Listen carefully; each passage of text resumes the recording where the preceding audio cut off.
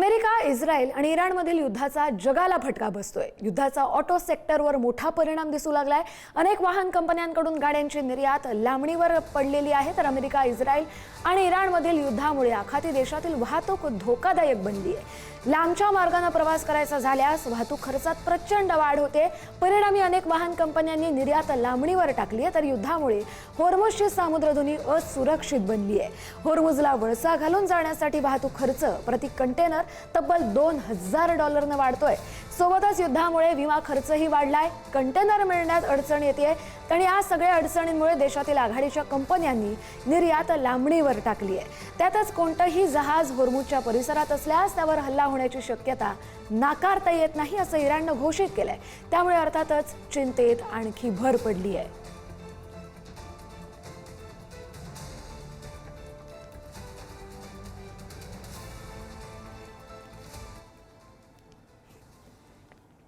तर Iran, Israel आणि America युद्धाचा आता भारताला फटका बसताना दिसतोय, कारण व्यावसायिक वापराच्या गॅस सिलेंडर पुरवठ्यावरती परिणाम होतोय।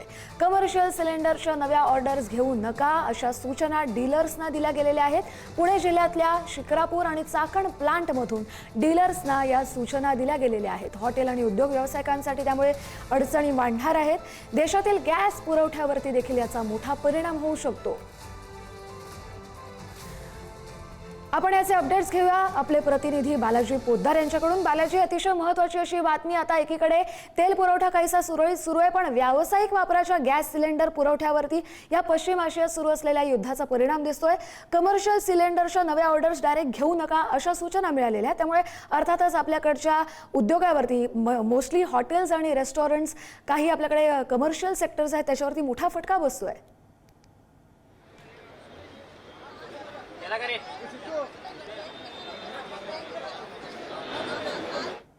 चाकण आणि शिक्रापूरला या प्लांटमधून जे आहे तो कमर्शियल गॅसचा पुरवठा होतो। मात्र या इराण, इराक, इस्रायल युद्धामुळे जे आहे ते त्याचा परिणाम आपल्याला पाहायला मिळतोय।